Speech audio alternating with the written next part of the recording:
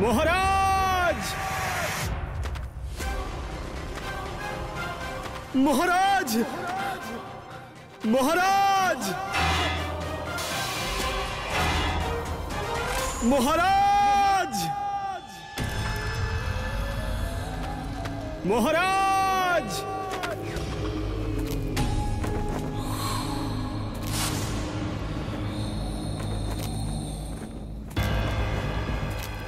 মহারাজ!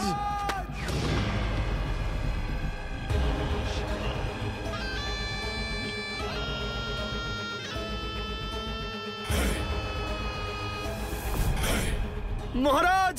মহারাজ! মহারাজ! মহারাজ কোথায়? মহারাজ কোথায়?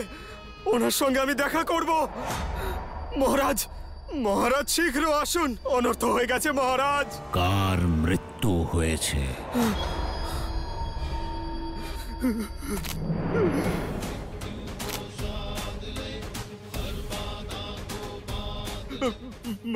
মহারাজ! মহারাজ!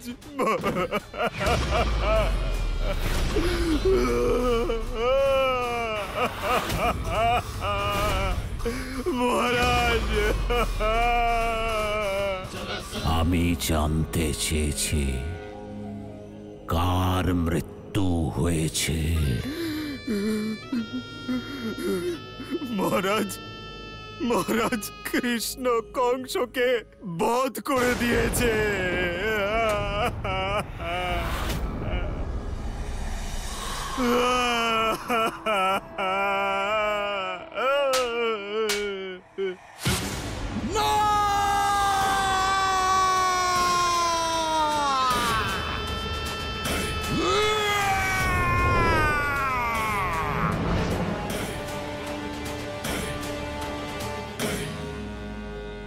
হে পার্থ, এই সংসারে মানুষই কেবল সর্বদা শক্তিশালী থাকে না, সময়ের সঙ্গে মানুষের পরিবর্তন ঘটে, তার শক্তিরও এবং তার অধিকারও। কিন্তু যখন এই শক্তি অধার্মিকের হাতে চলে যায়, তখন শক্তির ভারসাম্য নষ্ট হয়।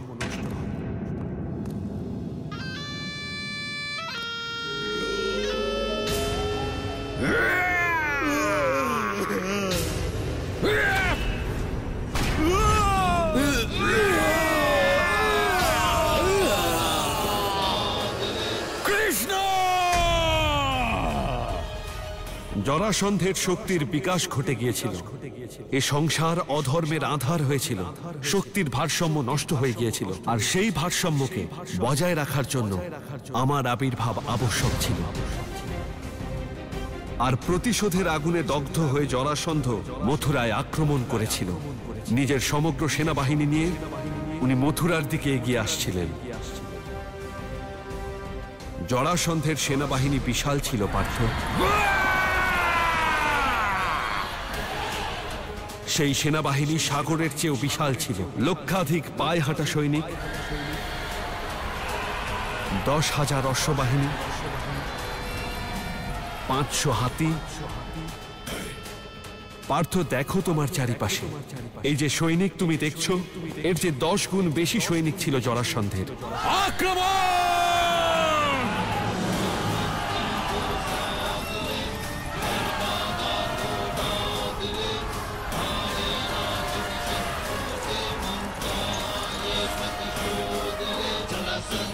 জরাসন্ধের সেনার কাছে যে কোনো কুলের বিনাশ করা কঠিন ছিল না। জরাসন্ধ মথুরার উপর আক্রমণ করে।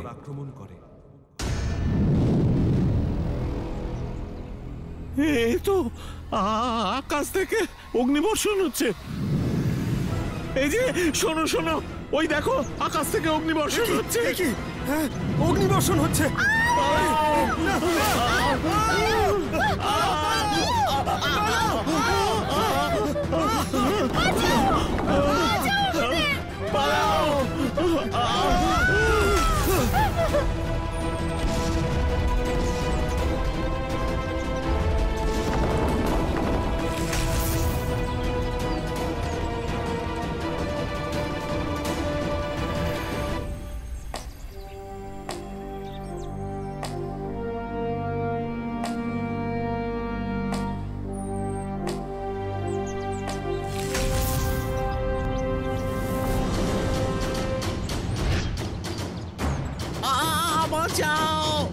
অগ্নিবর্ষণ হচ্ছে, বাঁচাও!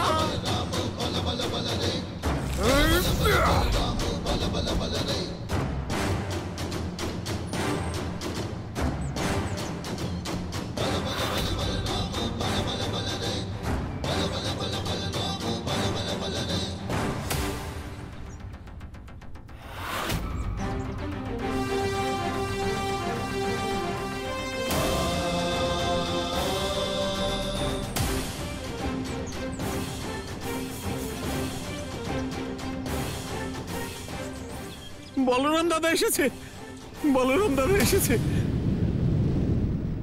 আরে আরে দেখো, আরো আগুনের গোলা আসছে, আরো আগুনের গোলা আসছে।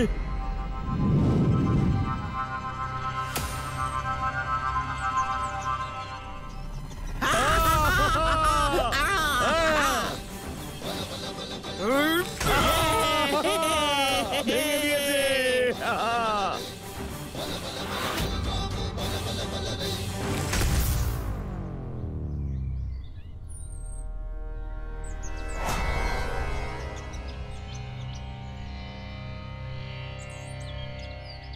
দেখেছো কানাই, একটিও অগ্নিপিণ্ড বাকি নেই।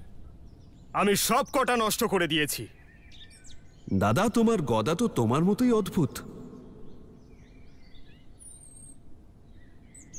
সেসব ঠিক আছে কানাই, তবে খোঁজ নাও এর পেছনে কে ছিল, যে মথুরার ভূমিতে অগ্নিবর্ষণ করছে। যেই এটা করে থাকুক, সে নিজে আমাদের সামনে আসতে চাইছে, তাই তাকে না খুঁজে কেবল তার জন্য অপেক্ষা করাই শ্রেয়।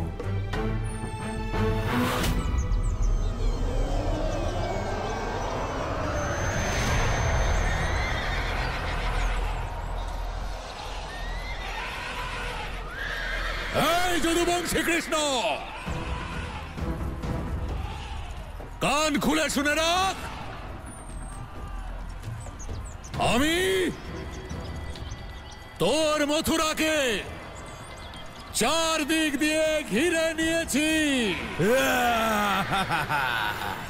তুই আমার শক্তিশালী জামাতা কংসকে বধ করে মহাশক্তিশালী জরাসন্ধকে নিজের মৃত্যুরূপে আমন্ত্রণ জানিয়েছিস। আর মহাবলী জরাসন্ধ সহজ মৃত্যু দেয় না, প্রথমে সে তার শত্রুদের হাড়গোড় ভেঙে দেয়, তারপর তাদের মৃত্যুর অগ্নিকুণ্ডে নিক্ষেপ করে। যদুবংশী কৃষ্ণ, কান খুলে শোন। আমি আজ এই সংসার থেকে যাদব কুলের অস্তিত্ব শেষ করে দেব।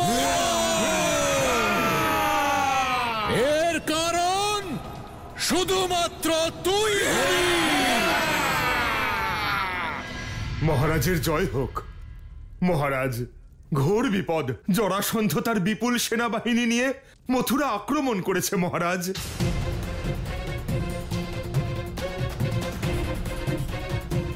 মহারাজ, উনি মথুরাকে চারদিক থেকে ঘিরে ফেলেছেন।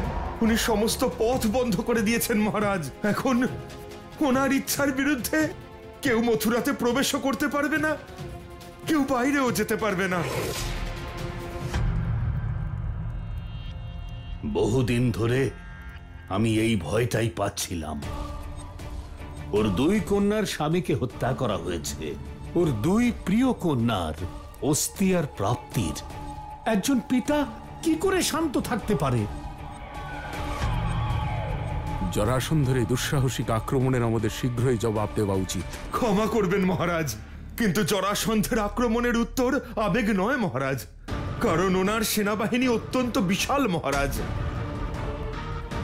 যদি সমস্ত মথুরাবাসী একজোট হয়, তা সত্ত্বেও আমরা ওদের সামনে দাঁড়াতে পারবো না।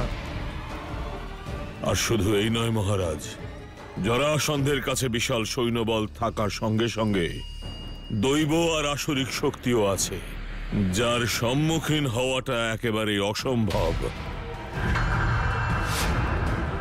আর সব থেকে গুরুত্বপূর্ণ কথা, জরাসন্ধ অমর হওয়ার বর পেয়েছে। ক্ষমা করবেন গুরুদেব, কিন্তু কংসের কাছেও আসুরিক শক্তি ছিল। ও প্রায় অমর হয়ে গেছিল, কিন্তু তবুও ওর বিনাশ হয়েছে। আমার সম্পূর্ণ বিশ্বাস আছে যে জরাসন্ধের এই অধর্মেরও বিনাশ হবে। আমার মতে আর বিলম্ব না করে যুদ্ধের প্রস্তুতি নেওয়া উচিত। মহারানী দেবকী, এই সময় যুদ্ধ সমস্যার বিকল্প নয়।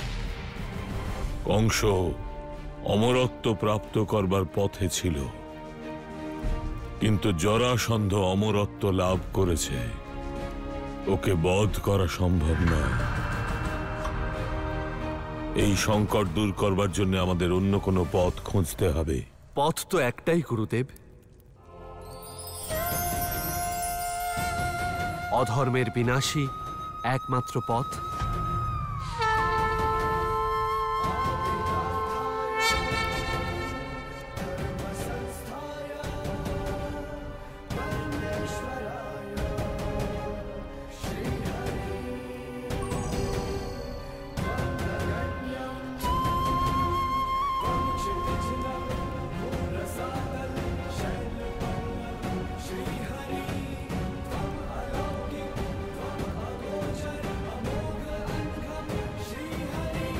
কৃষ্ণ, এ তুমি কি বলছো? সত্য বলছি আমি মাতামহ। কংসের পর জরাসন্ধ অধর্মের আরেক নাম, আর অধর্মের বিনাশ করাই আমাদের কাছে একমাত্র বিকল্প। কৃষ্ণ, তোমার কথার সঙ্গে আমি সহমত। একজন রাজা হবার সুবাদে আমারও উত্তর দিতে ইচ্ছে করছে। তাহলে সংকোচ কিসের মাতামহ? একদম ঠিক কানাই, নিঃসন্দেহে যুদ্ধই একমাত্র বিকল্প। আমার সংকোচের কারণ আমার প্রজারা। যুদ্ধের পথ বেছে নিয়ে আমি আমার প্রজাদের জীবন সংকটে ফেলতে পারি না। আপনার ভাবনা সঠিক মাতামহ। প্রজাদের ভালো হবে যদি জরাসন্ধকে আমরা সন্ধি প্রস্তাব পাঠাই। কানাই, সন্ধি প্রস্তাব? যদি জরাসন্ধ এই সন্ধি প্রস্তাব স্বীকার করে নেন আর এই সংকট এখানেই শেষ হয়ে যায়। এটা তো অতি উত্তম প্রস্তাব, কিন্তু জরাসন্ধের কাছে সন্ধি প্রস্তাব নিয়ে কে যাবে? যাদব কুলের কুলগুরু। গুরুদেব, আপনি ছাড়া জরাসন্ধের সামনে এই প্রস্তাব কেউ রাখতে পারবে না। প্রভু, বুঝে গেছি আপনার মনে কি চলছে। ঠিক আছে, আমাকে আদেশ দিন। যান গুরুদেব, গিয়ে জরাসন্ধকে আমার এই বার্তা জানিয়ে দিন। मन में है क्या, मन से है क्या, मन में कहे मन मोहना। समझे गुरु, जाने गुरु, प्रभु की मंशा मंत्रणा।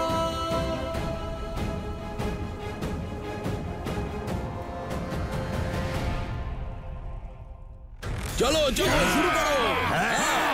চলো শুরু করো, চলো শুরু করো, শুরু করো। এই তো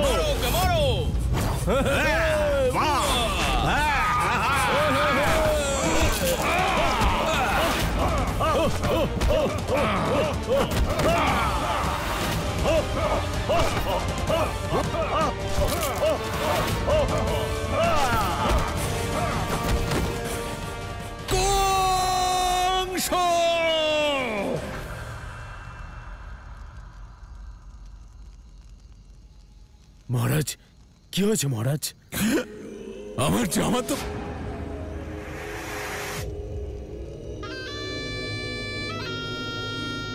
কিছু নয়, পালোয়ান ভালো খেলা দেখিয়েছে, পুরস্কার দাও একে। মগধ সম্রাট জরাসন্ধের জয় হোক। গুরু গর্গাচার্য এসেছেন আপনার সঙ্গে দেখা করতে।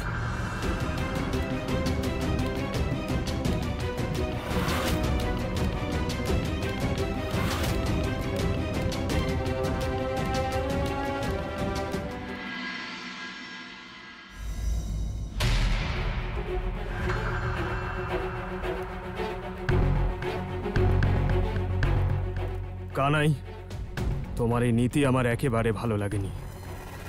কোন নীতি দাদা? ওই অধার্মিক জরাসন্ধকে সন্ধি প্রস্তাব পাঠানো কানাই। আমি তোমার বড় দাদা, তোমার অন্তত একবার আমার সঙ্গে পরামর্শ করা উচিত ছিল। কিন্তু দাদা, সন্ধি প্রস্তাব পাঠানোয় ক্ষতি কি? ওই অধার্মিক যদি ভুল করেও সন্ধি প্রস্তাব স্বীকার করে, তাহলে ওর সঙ্গে মিত্রের মতো ব্যবহার করতে হবে, যা আমি একেবারেই চাইছি না। দাদা দাদা দাদা, আমার প্রিয় দাদা, এটি একটি কূটনৈতিক চাল ছিল। তোমার করা ভুলকে কখনোই যুক্তিসঙ্গত করতে পারবে না তুমি। দাদা, ভুল? আচ্ছা দাদা, প্রথমে তুমি তোমার ক্রোধ শান্ত করো। শান্ত হয়েছে? এবার আমার প্রশ্নের উত্তর দাও। আমরা কি আমাদের প্রজাদের জীবন সংকটে ফেলতে পারি? তা করতে পারি না কানাই, কিন্তু এই অধার্মিকের সঙ্গও তো দিতে পারবো না কানাই। সত্যই বলেছো তুমি দাদা, অধার্মিকের পাশে কারোর থাকা উচিত নয়, কিন্তু যারা অধর্মের পথে চলে তাদের ভুল শুধরানোর একটি সুযোগ পাওয়া উচিত। আর এই সন্ধি প্রস্তাবই হলো সেই সুযোগ। যদি ওনারা স্বীকার করেন তাহলে ভালো কথা, না হলে অন্তই আরম্ভ, আর আরম্ভই অন্ত, অর্থাৎ যুদ্ধ। কানাই, তোমার নীতি তুমিই জানো। আমি তোমার আর তোমার নীতির মাঝখানে কখনোই আসবো না। তবে হ্যাঁ, যখন যুদ্ধ করতে হবে আমাকে ডেকে নিও, আমি চলে আসব।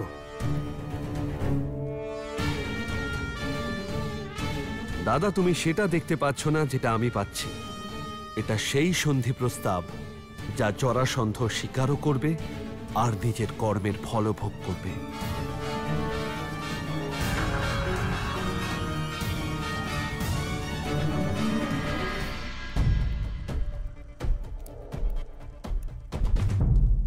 সন্ধি প্রস্তাব। গুরু গর্গাচার্য, যে মহাবলী জরাসন্ধ শত্রুদের সন্ধি ভাঙার কাজ করে, তার সামনে আপনি জোড়ার প্রস্তাব নিয়ে এসেছেন। সন্ধি প্রস্তাব। হ্যাঁ, মগধ সম্রাট জরাসন্ধ আমাকে কৃষ্ণ পাঠিয়েছে। এটাই তার মনের কথা, যাতে তার পাঠানো সন্ধি প্রস্তাব আপনার কাছে পৌঁছে দিই। মনের কথা? মন তো চাইছে আপনার দেহের সমস্ত সন্ধি ভেঙে দিয়ে আপনাকে শেষ করে দিই, কিন্তু করব না। কারণ যদি আমি এমন করি, তাহলে ওই কৃষ্ণকে আমাদের কথা কে বলবে? হে সম্রাট জরাসন্ধ, আপনার জামাতার সঙ্গে যে দুর্ঘটনা ঘটেছে তার জন্য যাদবকুল দায়ী নয়, আর মথুরাবাসীদেরও কোনো দোষ ছিল না। কিন্তু আপনি শাস্তি ওই মথুরাবাসীদেরই দিচ্ছেন। কেন?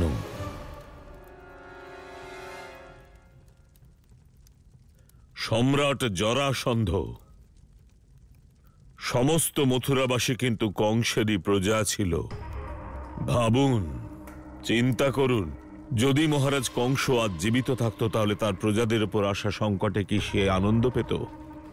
সেই প্রকারে যদি এখন মহারাজ কংসের প্রজাদের উপর যদি কোনো সংকট আসে, তাহলে তার আত্মা কি শান্তি পাবে?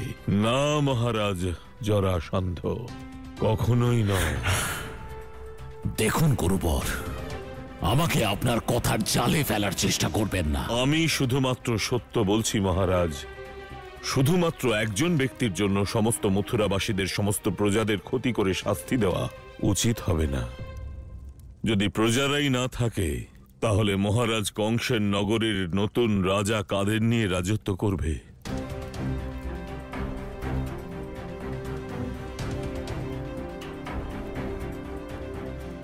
মহারাজ জরাসন্ধ, আপনার শত্রুতা তো কৃষ্ণের সঙ্গে। যদি আপনার প্রতিশোধ নিতে হয়, তাহলে কৃষ্ণের ওপর নিন। যদি আপনি শাস্তি দিতে চান, তাহলে কৃষ্ণকে দিন। মথুরার প্রজারা তো নির্দোষ মহারাজ।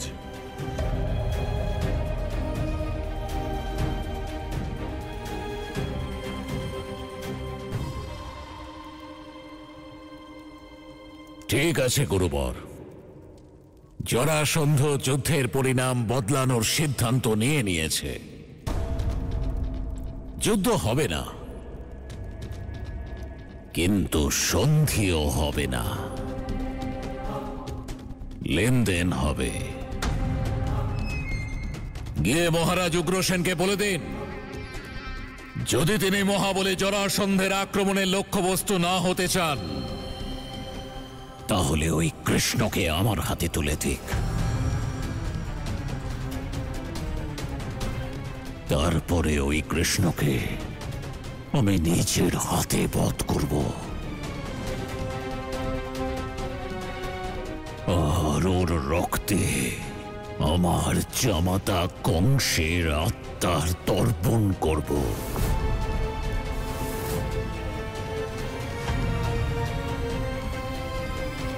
হে মধুসূদন, তুমি তো সর্বজ্ঞানী, তুমি যুদ্ধের পরিণামও তো জানতে, তাহলে জরাসন্ধকে সন্ধির প্রস্তাব কেন পাঠালে? হে পার্থ, সন্ধি যে কোনো যুদ্ধের প্রথম পদক্ষেপ। সন্ধির সেতু কেউ পার না করে যুদ্ধে নিজের লক্ষ্যে পৌঁছানো অসম্ভব। যে কোনো যোদ্ধা যুদ্ধক্ষেত্রে তখনই নামেন যখন তার কাছে আর কোনো পথ থাকে না। যুদ্ধ এড়িয়ে যাওয়ার অন্তিম বিকল্প হলো সন্ধি। হে পার্থ, যুদ্ধ কখনো কারোর মঙ্গলের জন্য হয় না, সে যে যার পক্ষে লড়াই করুক না কেন। আমি কখনো চাইনি যে এই যুদ্ধে মথুরার প্রজাদের মঙ্গল হোক, তাই আমি সন্ধি প্রস্তাব পাঠিয়েছিলাম। আমার কূটনীতি সফল হল। জরাসন্ধ মথুরায় আক্রমণ করার সিদ্ধান্ত ত্যাগ করেন। ঠিক যেমন আমি চেয়েছিলাম তেমনই হলো পার্থ।